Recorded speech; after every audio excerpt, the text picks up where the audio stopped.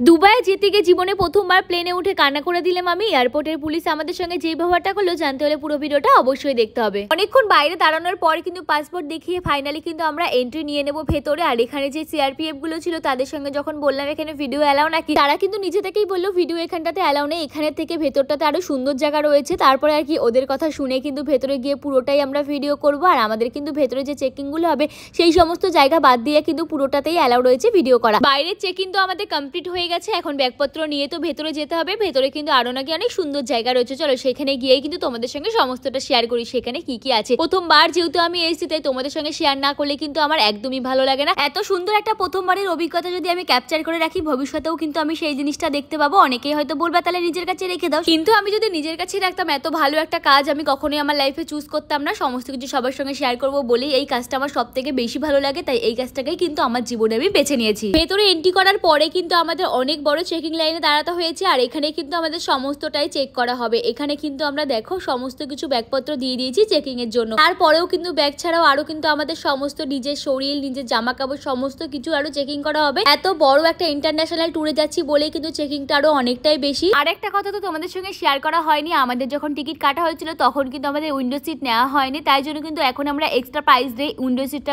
বুক করে নিচ্ছি। অন্যান্য সময় কিন্তু এতটা প্রাইস থাকে না। আজকে কিন্তু দুবাইয়ে একটা গ্রুপ যাচ্ছে যেটা হচ্ছে 100 জনের একটা গ্রুপ, আর ওরা কিন্তু একসঙ্গে সবাই মিলে যাচ্ছে, তাই সমস্তটাই কিন্তু বুকিং হয়ে গেছে আগে থেকে। তাই জন্য কিন্তু আমরা ঠিক করলাম আমরা যেহেতু প্রথমবার একটুখানি জার্নি করবো তাই একটুখানি উইন্ডো সিট না নিলে কিন্তু একদমই হয় না, তাই 2500 টাকা দিয়ে উইন্ডো সিটটাকে আমরা স্পেশাল ভাবে বুক করে নিয়েছি। তাই জন্য কিন্তু আমাদের কোনো আর এক্সট্রা ভাবে লাইনে দাঁড়াতে হয়নি, ডাইরেক্ট কিন্তু আমাদের সমস্ত জিনিসপত্র হয়ে গেছিল। এবার কিন্তু আমাদের ফাইনাল চেক আপ বাকি ছিল, যেটা কিন্তু আমাদের মেন চেক আপ করতে যেতে হচ্ছে। ফাইনাল চেক আপ করে আসার পরে আমার মনে হচ্ছিল আমি এখানে একটা বালিশ কিনবো খাটের জন্য, আর এখানে বালিশের প্রাইসটা দেখে তো আমার মনে হচ্ছিল পুরো আর কিছু বলার নেই।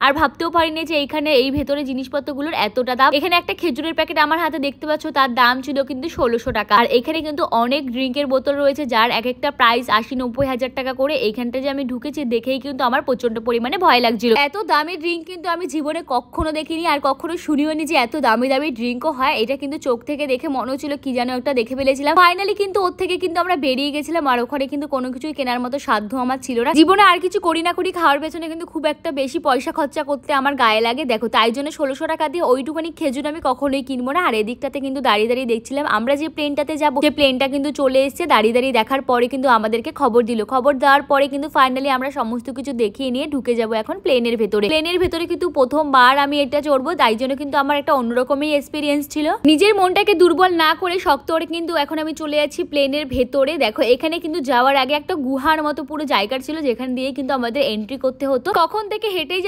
যাচ্ছি কিন্তু কোনো আর খবর নেই প্লেনের, কোথায় গিয়ে যে পৌঁছাচ্ছি কিছুই বুঝতে পারছি না। ফাইনালি কিন্তু দূর থেকে দেখতে পেলাম এখানে কিন্তু গেটটা রয়েছে, এখানে কিন্তু আবার একটা চেকিং রয়েছে যেখানে কিন্তু চেক করার পরে আমাদের সমস্ত কিছু ঢুকতে দেবে। দেখো আমার কিন্তু চেকিং কমপ্লিট হয়ে গেছে, এবার কিন্তু আমি প্লেনের ভেতর ঢুকছি। আর আমার তো বেশ ভয় লাগছিল, কি করবো কিচ্ছু বুঝতে পারছিলাম না। তারপরেও কিন্তু রাতে রাতে বলে ঢুকে পড়লাম প্লেনের ভেতরে। শাশুড়ি মা কিন্তু বলেছিল প্লেনে ওঠার আগে কিন্তু রাতে রাতে বলতে, তাই 3 বার রাতে রাতে জব করার পরে কিন্তু আমি প্লেনের ভেতর এসেছি। আর এখানে কিন্তু রাশিয়ান একটা মেয়ে ছিল, খুব ভালোভাবে কিন্তু আমাদের সমস্তটা বুঝিয়ে দিয়েছিল। এয়ার হোস্টেস গুলো কিন্তু বেশ কিন্তু ভালো ছিল। এখানে কিন্তু সমস্তটা ইংলিশে কথা বলতে হতো, ইংলিশটা কিন্তু ঠিক মতো বলতে না পারলেও মোটামুটি কিন্তু বুঝতে পারি, তাই জন্য কিন্তু অনেকটাই সুবিধা হয়েছিল। ছোটবেলায় যদি আমি পড়াশোনাটা ঠিক করে করতাম আজ হয়তো ঠিক মতো করে ওদের মতো স্পিড ভাবে ইংলিশ বলতেও পারতাম। হালকা পাতলা বলতে পারি বলে তাই জন্য কিন্তু মনে হচ্ছিল কেন যে আমি আরো একটু পড়াশোনা করলাম না ঠিক মতো করে। দেখো এখানে কিন্তু আমি আমার সিটে বসে পড়েছিলাম, আমি আর বর্মশাই মিলে কিন্তু পাশাপাশি বসেছিলাম। আমাদের ওই পাশটাতে কিন্তু ভাই আর পিয়স্মিতা ছিল, আমাদের কিন্তু একই লাইনে ছিল এই পিঠ আর ওই পিঠে। দেখো ওই পাশটায় কিন্তু ভাই আর পিউরা বসেছিল,